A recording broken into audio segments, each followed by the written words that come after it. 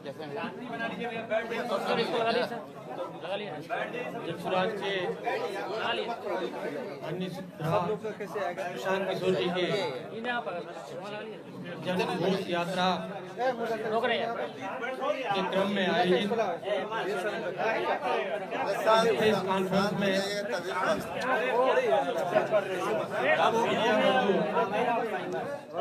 Print के digital media के बच्चों का बहुत बहुत स्वागत।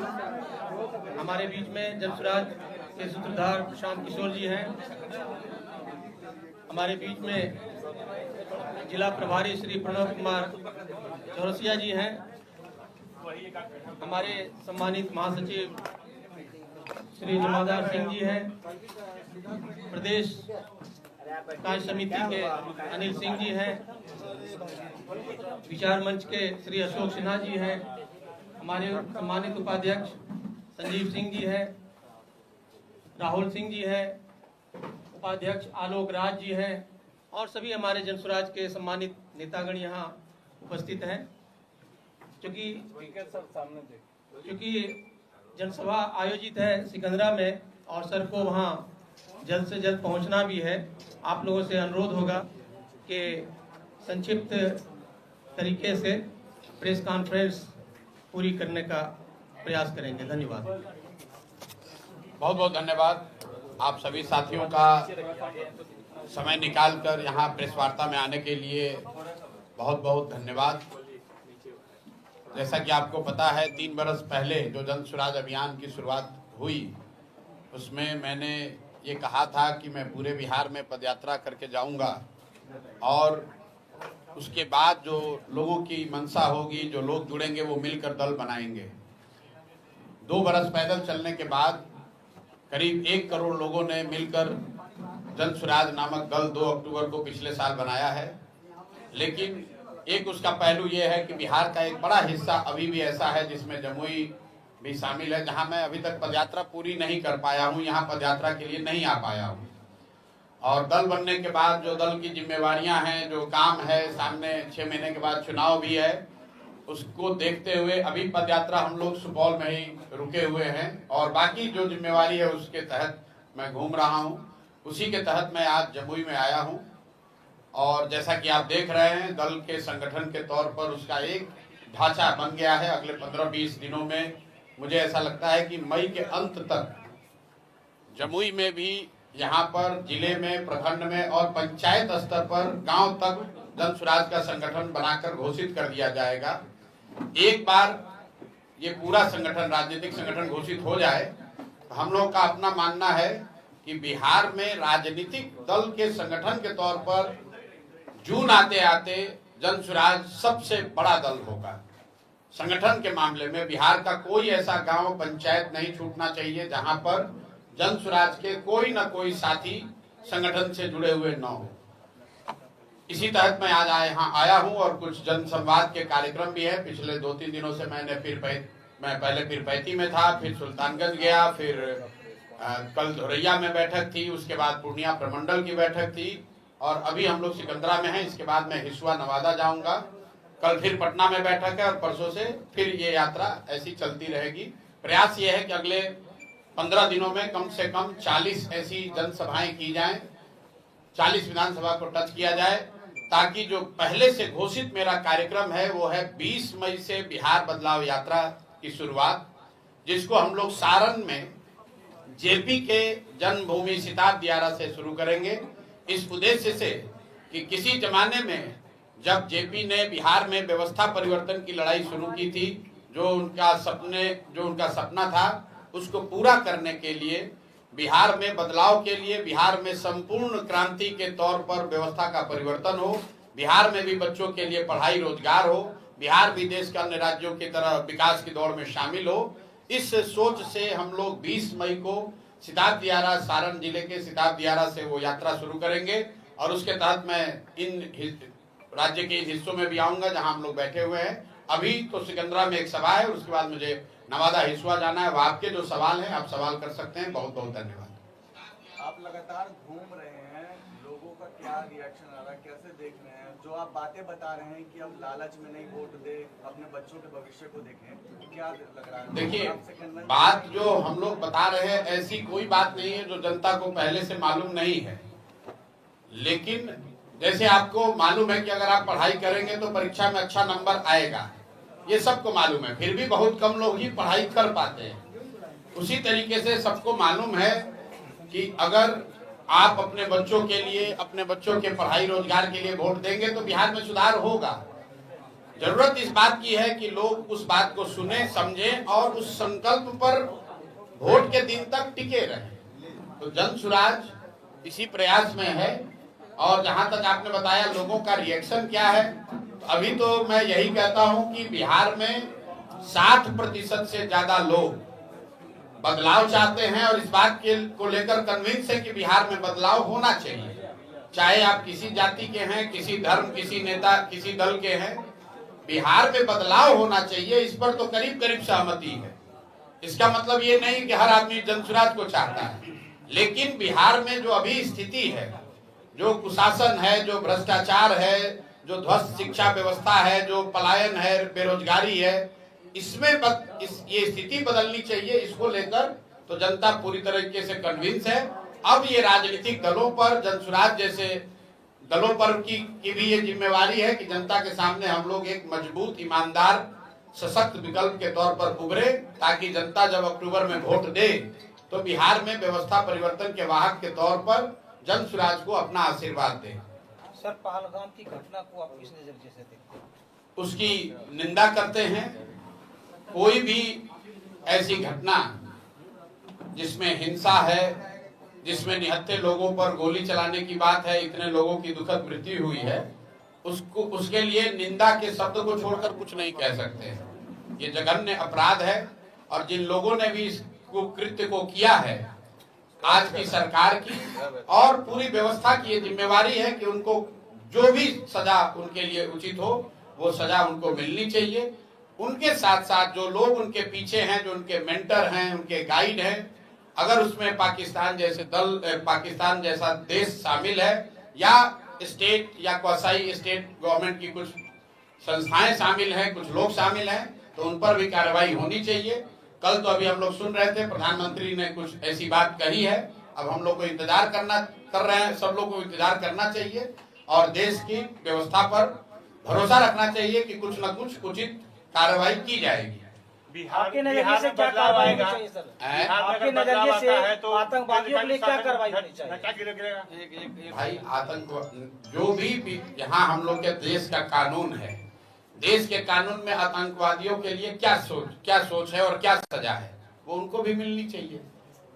इसमें आपको हमको कोई नई बात बताने की जरूरत नहीं। आतंक के द्वारा सर इस तरह के, अरे भाई ऐसा है, आतंक और आतंकवाद से जुड़े हुए घटनाओं के लिए और उससे जो लोग उसमें शामिल हैं उसके लिए क्या कार्रवाई होनी चाहिए, इसके लिए कोई नए कानून बनाने की, व्यवस्था बनाने की जरूरत नहीं है। जो कानून है, जो व्यवस्था है, उसके अंतर्गत उन पर कार्रवाई होनी चाहिए, इस बात की जरूरत है। प्रशांत जी, बीपीएससी की लड़ाई आपने लड़ी थी, कई दिनों तक आप अनशन पर भी बैठे थे, लेकिन आज मेंस की परीक्षा शुरू हो गई है, तो क्या बिल्कुल, अगर आप देखिए, आप जिस चीज की भी लड़ाई लड़ते हैं, ये जरूरी नहीं है कि वो हर चीज में आपको सफलता मिल जाए।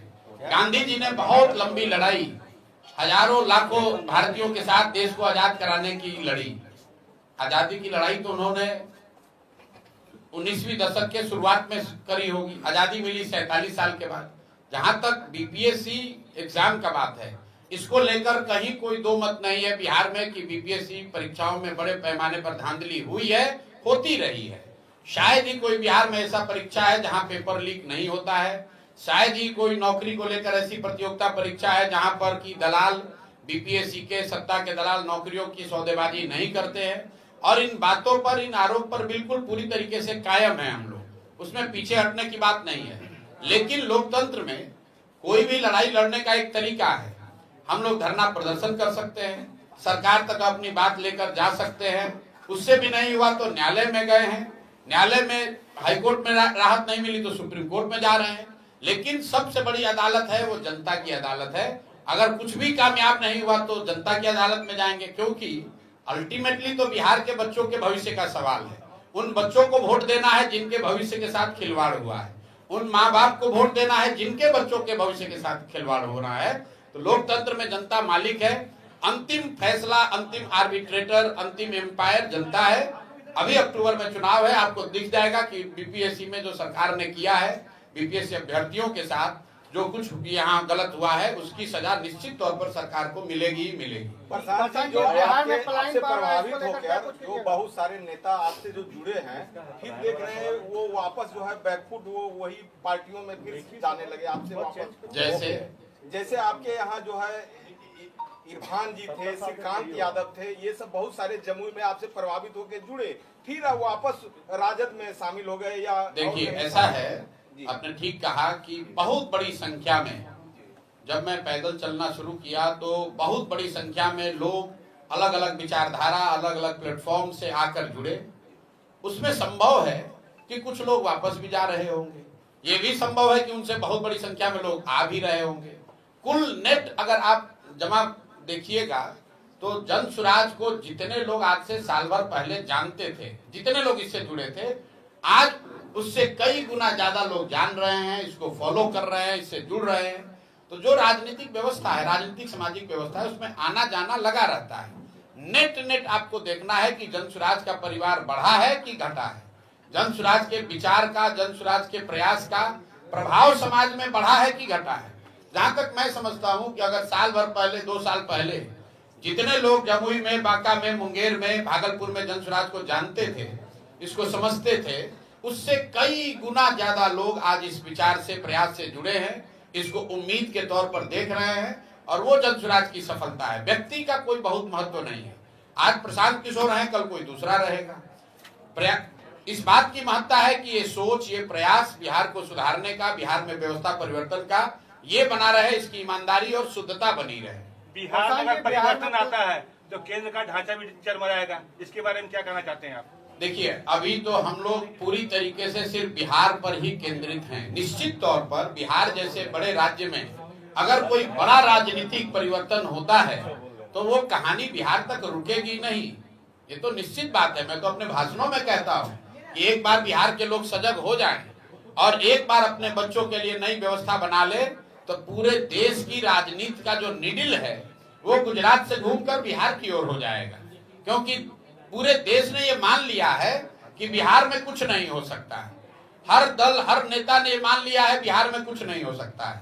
मैं रोज कहता हूं कि जिस बिहार को ज्यादातर दल और नेताओं ने न सुधर पाने वाला मानकर छोड़ दिया है, उसको सुधारने का जिम्मा अब जब बिहार के लोगों ने उठा लिया है, अगर हम लोग सुधार पाए तो पूरा देश खड़ा होकर बिहार के और बिहार के लोग का, बिहार के लोगों के प्रयास का सम्मान करेगा और उसका असर आपको पूरे देश में दिखेगा। प्रशांत किशोर जी, आप खुद बोल रहे हैं कि बिहार के लोग नहीं सुधरेंगे, ना बिहार को सुधार पाएंगे, फिर आप कैसे इसको सुधारने का? मैंने नहीं कहा, मैंने कहा जिस बिहार को देश के ज्यादातर नेताओं ने, दलों ने न सुधर पाने वाला मानकर छोड़ दिया है, इसका आप उदाहरण देख लीजिए। कल अभी प्रधानमंत्री जी यहाँ आए, क्या उन्होंने बिहार की शिक्षा व्यवस्था सुधारने के लिए कोई बात कही? क्या उन्होंने बिहार के पलायन करने वाले लाखों युवाओं के बारे में कोई बात कही? क्या कांग्रेस के नेता यहाँ राहुल गांधी आए तो उन्होंने कुछ बात ऐसी कही? हर साल 2 साल पर गुजरात में बिजनेस समिट होता है, आप देखते हैं उसमें प्रधानमंत्री जाते हैं। पिछले 15-12 साल से मोदी जी प्रधानमंत्री हैं। क्या बिहार में कोई ऐसा बिजनेस समिट हुआ जिसमें ये हो कि भाई यहाँ पर भी फैक्ट्रियां लगे? क्या हम लोग यहाँ बुलेट ट्रेन बना? हम लोग क्या अभी कल प्रधानमंत्री ने आकर क्या घोषणा की है? ये रेलवे लाइन का चौड़ीकरण किया जाएगा, ये एक ट्रेन, पैसेंजर ट्रेन बढ़ाई जाएगी, ये एक लाइन का इलेक्ट्रिफिकेशन किया जाएगा। देखिए कितना फर्क है। मोदी जी प्रधानमंत्री हैं, गुजरात के भी प्रधानमंत्री हैं और बिहार के भी प्रधानमंत्री हैं। गुजरात के लिए 1 लाख करोड़ का बुलेट ट्रेन बन रहा है, 1 लाख करोड़ रुपया कर्ज लेकर, और वो कर्ज में बिहारी भी शामिल है, हम लोग पर भी वो कर्ज है। हमें उससे कोई दिक्कत नहीं है, देश का विकास होना चाहिए। लेकिन गुजरात में मोदी जी अहमदाबाद से मुंबई के लिए बुलेट ट्रेन की बात कर रहे हैं, अहमदाबाद में गिफ्ट सिटी की बात कर रहे हैं, और बिहार में आकर क्या कह रहे हैं? सहरसा में नरकटियागंज में वो रेलवे लाइन बना दिया जाएगा, जो बन रहा है उसका दोहरीकरण कर दिया जाएगा। लोगों ने ये मान लिया है कि बिहार के लोगों की इतनी ही आशा अपेक्षा है कि हमको 5 किलो अनाज मिलता रहे। इस बार अभी बजट आया है, आपने देखा होगा, सिर्फ भाजपा नहीं पूरे देश के नेता कह रहे हैं, अरे भाई बिहार को कितना दे दिया, क्या दिया बिहार को? कुल जमा मिला के एक मखाना बोर्ड। अब बताइए मखाना बोर्ड का क्या औकात है? मखाना बोर्ड बनने से कल भी घोषणा कर रहे हैं, अब तो मखाना बोर्ड मिला है। अरे भाई, मखाना बोर्ड से कितने लोगों को रोजगार मिल जाएगा? एक एयरपोर्ट की घोषणा की गई है, ना एयरपोर्ट बना, ना कोई काम शुरू हुआ। एक अकेले आंध्र प्रदेश में, जिसकी आबादी बिहार के मुकाबले 1/3 है, 10 से ज्यादा एयरपोर्ट है। और बिहार में एक एयरपोर्ट की घोषणा अगर बजट में हो गई, पूरे देश में कोहराम मचाएगा। अरे भाई, बिहार को इतना काहे दे रहे हो? मतलब लोगों की ऐसी अपेक्षा, जो मैं आपको बता रहा हूँ, यही खाली ट्रेन बढ़ाते रहिए, और हम लोग भी यही चाहते हैं। एक और ट्रेन मिल जाता ना, तो बच्चा सबको जाने को आसान हो जाता। अरे भाई, हम लोग को ट्रेन नहीं चाहिए, हम लोग को बिहार में फैक्ट्री चाहिए, हम लोग को यहाँ रोजगार चाहिए। दूसरे जगह से लोग यहाँ पर आए ट्रेन पकड़ के रोजगार करने, वैसा बिहार चाहिए। प्रशांत किशोर जी, गांधी मैदान में महारैली का जुटान किया गया। बिहार में जाति फैक्टर को कैसे देखते हैं?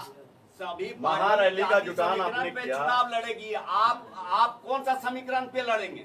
हम बदलाव के समीकरण पर चुनाव लड़ेंगे। यहाँ पर बिहार में सबसे बड़ी जाति की आबादी कितनी है? यहाँ जो जातीय जनगणना हुआ उसके मुताबिक सबसे ज्यादा आबादी यहाँ पर मुस्लिम समाज की है, उसके बाद दलित समाज है, उसके बाद यादव समाज है। लेकिन किसी की जनसंख्या 20% से ज्यादा नहीं है। लेकिन बिहार में बदलाव चाहने वालों की जनसंख्या 60% से ज्यादा है।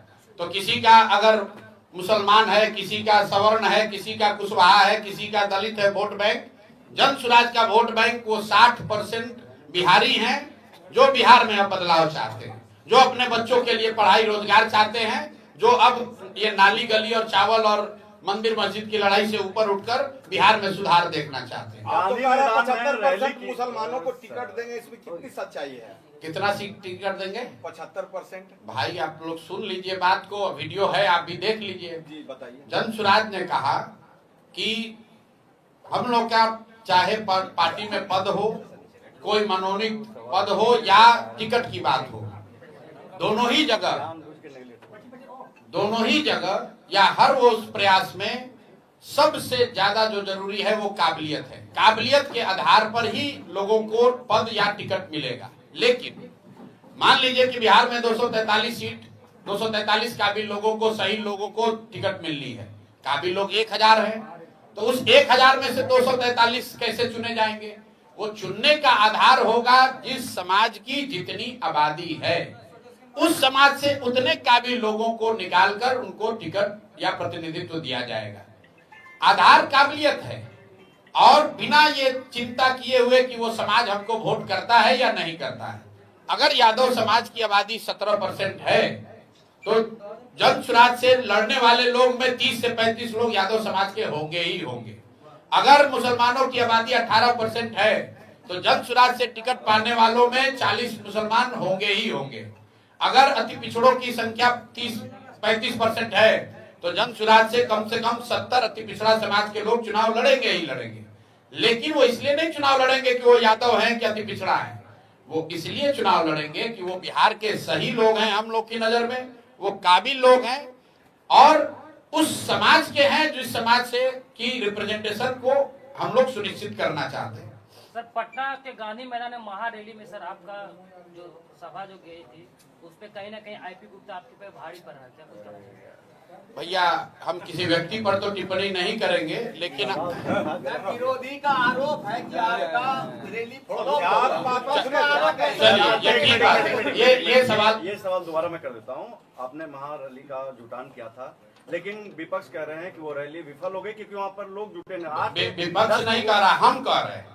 ये बिहार में किसी नेता में दम नहीं है जो कि खड़ा होकर मंच से 1 लाख लोगों के सामने कहे कि भाई हम 5 लाख लोगों को बुलाए थे, 1 ही लाख लोग यहाँ पहुंच पाए हैं, बाकी लोग जाम में फंस गए या नहीं पहुंच पाए, उसके लिए मैं माफी चाहता हूँ। ये खड़े होकर प्रशांत किशोर ने कहा है, क्योंकि हमने इस अभियान में कहा है कि और कुछ हो जाए, लेकिन इसकी ईमानदारी और शुद्धता में फर्क नहीं आने देंगे। ये बिहार का एकमात्र ऐसा दल है, एकमात्र प्रशांत किशोर है जो अपने कार्यकर्ताओं, अपने नेताओं के सलाह से अलग हटके 1 लाख लोगों के सामने खड़े होकर हमने कहा कि भाई हम लोगों ने 5 लाख लोगों के लिए कुर्सी लगाया था, लोग जाम में फंसे हुए हैं, नहीं पहुंच पाए हैं, इसलिए हम माफी चाहते हैं, आपको यहाँ नहीं ला पाए, और अगर नहीं आ पाए इसलिए अब आपके घर घर जाएंगे। लोग कह रहा इतना कुर्सी काहे लगाए थे, स्ट्रेटेजिक ब्लंडर हो गया। क्योंकि प्रशांत किशोर के लिए बिहार के जो लोग हैं वो गाय भैंस बकरी नहीं है कि जहां मन हुआ वहीं खड़ा कर दिए। अगर मैंने लोगों को बुलाया है तो मेरी ये जिम्मेवारी है कि उनको इज्जत से बैठने के लिए कुर्सी भी दे, उनको पीने के लिए पानी भी दे। और 1 लाख लोग के सामने खड़े होकर ये बोलना, कोई दूसरा दल होता कहता हमारा तो 5 लाख आदमी आया। हम लोग झूठ नहीं बोलते हैं। और अगर मान लीजिए कि आपके नजर से कमी रह भी गई तो और प्रयास करेंगे। प्रशांत किशोर तो गांव गांव में 5-5, 10-10 आदमी के साथ पैदल चले हैं। हमारे कोई बाबूजी का थोड़े दल है, हमारे कोई बाबूजी का दल नहीं है, हमारे बाबूजी कोई मुख्यमंत्री नहीं है। हमारी काम, हमारी ईमानदारी हमारी पहचान है और इसमें कोई शर्म नहीं है। अगर हमने कोशिश की, मान लीजिए कोशिश किया और उसमें कुछ कमी रह गई तो और ईमानदारी से और ज्यादा बेहतर कोशिश करेंगे, झूठ नहीं बोलेंगे। कथवा जाति को आरक्षण दिलाने के लिए आंदोलन कर रहे हैं और उसके बाद अभी इंडियन इनकलाब पार्टी भी बना रहे हैं, चुनाव मैदान में लड़ने का प्रयास कर रहे हैं। मैं क्या करूं, लोकतंत्र है, सबको दल बनाने का, लड़ने का अधिकार है। इसके लिए प्रशांत किशोर के वक्तव्य की क्या जरूरत है? विधानसभा चुनाव में अशोक चौधरी का आरोप है कि आप ये फंड इतना खर्चा कहाँ से लाते हैं? किसका आरोप है? अशोक चौधरी। अशोक चौधरी, अब अशोक चौधरी का अपना राजनीतिक कैरेक्टर क्या है ये पत्रकारों को हमसे बेहतर मालूम है। बिहार में किसी नेता का, दल का ये दम नहीं है कि वो कह देगा कि प्रशांत किशोर ने किसी से 1 रुपया भी गलत कहीं लिया हो। इतने दिन से हम पैदल घूम रहे हैं, 2.5 बरस से। डंके की चोट पर जो कहते हैं, जिसको दम है आकर चेक कर लो, अगर कुछ गलत हो तो पकड़ लो। हम MLA MP नहीं है, बालू शराब माफिया का काम नहीं करते हैं, ठेकेदारी नहीं करते हैं, किसी से घूस नहीं लेते हैं। अपने बुद्धि, अपने परिश्रम से अर्जित किया हुआ धन बिहार को सुधारने के लिए खर्च कर रहे हैं और किसी के तरह छुपाते भी नहीं है। जो संसाधन है वो बिहार के गरीब उन लोगों के लिए है जो पैसे के अभाव में राजनीति नहीं कर पाते हैं, जिनके पिताजी विधायक मंत्री नहीं है लेकिन उनमें क्षमता है। तो अगर बिहार के बच्चों में क्षमता है और पैसे के अभाव में अशोक चौधरी के पिताजी की तरह उनके पिताजी अगर विधायक नहीं है, अशोक चौधरी की तरह उनके पास पैसा नहीं है कि टिकट खरीद के अपने बेटी को MP बना दे, तो ऐसे लोगों के लिए जन सुराज खड़ा है तो स्वाभाविक तौर पर कि इन लोगों को तो मिर्ची लगेगा ही लगेगा। प्रशांत किशोर जी, आपकी सरकार आती है तो क्या पहला कदम रहेगा जो जनता के हित के लिए होगा? 3-4 कदम तो आप पहले सुन लीजिए। पहला कदम ये होगा कि ये फर्जी शराबबंदी का कानून, जिसमें शराबबंदी के जरिए दुकान बंद है और घर घर होम डिलीवरी हो रही है और बिहार को भी पंजाब की तरह सूखे नशे के चपेट में डालकर उड़ता बिहार बनाया जा रहा है, इस फर्जी कानून को हटा दिया जाएगा। दूसरी बात, 15 साल से कम उम्र के बच्चों के लिए जब तक यहाँ पर मैं सरकारी अच्छी स्कूल की व्यवस्था न बना दूं, तब तक जन सुराज की सरकार बनने पर गरीब से गरीब बच्चे को भी, परिवार को भी अपने बच्चों को पढ़ाने के लिए प्राइवेट स्कूल में पढ़ाने की सुविधा होगी, ताकि जिसका फीस सरकार की ओर से भरा जाएगा। जन सुराज की सरकार बनते के साथ साल भर के अंदर हर हालत में पलायन को रोक दिया जाएगा, जिसमें 10 से 15 हजार रुपया के रोजी रोजगार के लिए किसी को बिहार से बाहर नहीं जाना पड़ेगा। इसके लिए बिहार से होने वाले पूंजी के पलायन को रोका जाएगा। इसके लिए मनरेगा को कृषि से जोड़ा जाएगा और इसके लिए घर घर लोगों को 1 लाख 2 लाख रुपया लोन 4% सालाना ब्याज पर दिया जाएगा, ताकि बिहार के हर घर में रोजी रोजगार हो, किसी को बाहर नौकरी मजदूरी करने न जाना पड़े। और चौथी और अंतिम बात, 60 वर्ष से ज्यादा उम्र के हर महिला पुरुष को जो 400 रुपया का नीतीश कुमार भीख दे रहे हैं, उसकी जगह 1 दिसंबर 2025 से उसको 2000 रुपया पेंशन दिया जाएगा, ताकि उसको कम से कम बेसिक जिंदगी की जो सुविधाएं हैं उसको मिले। जन सुराज अकेले लड़ेगी विधानसभा चुनाव या गठबंधन होगा? इन्होंने पूछा इतने पैसे कहां से आएंगे। मैंने जो बताया उसमें सिर्फ एक ही योजना ऐसी है जिसमें बजट से पैसा लगना है, वो 2000 रुपया 60 साल से ऊपर वालों के लिए। हम RJD के तेजस्वी यादव नहीं है। अगर हमने योजना बताई है तो 60 वर्ष से ज्यादा उम्र के लोगों का पेंशन अगर 400 से बढ़ाकर 2000 कर दिया जाए तो बिहार सरकार पर करीब 10 से 12 हजार करोड़ का सालाना खर्च आएगा एडिशनल। और ये पैसा 3.25 लाख करोड़ के बजट का सिर्फ 3% होगा।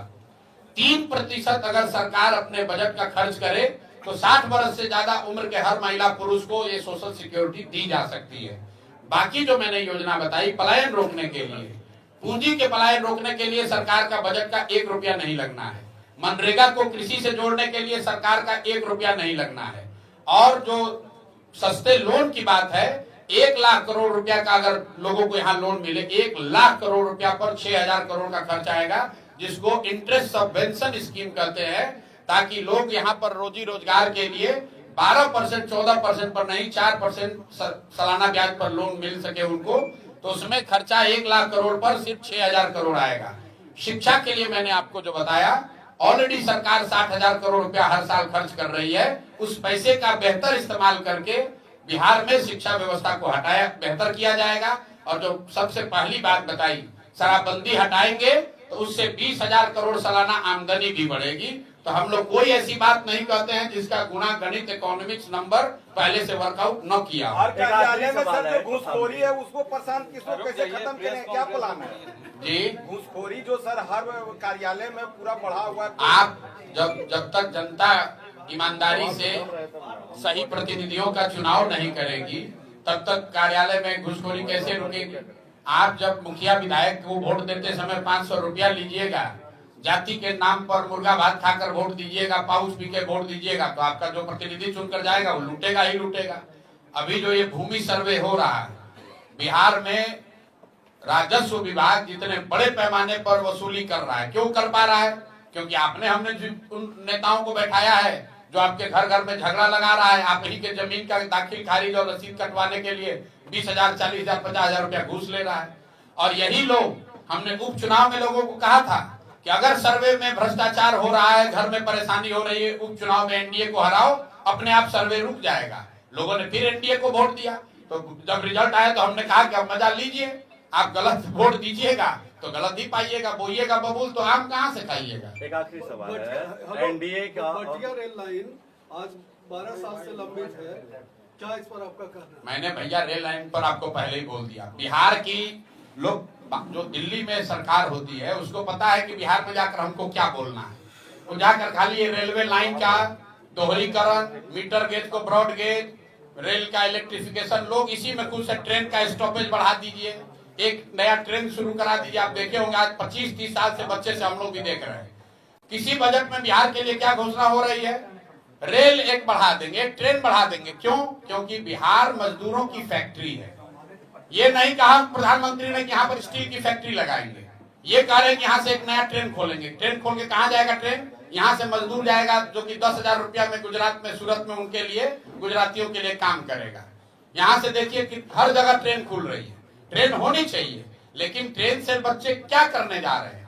भाई हमें तो खुशी होती ना जब यहाँ से स्टील बनता और वो मालगाड़ी से यहाँ से जाता। यहाँ से रेफ्रिजरेटेड ट्रेन खुलना चाहिए जिस पर कि यहाँ से सब्जी जाए और दिल्ली बॉम्बे में बिके।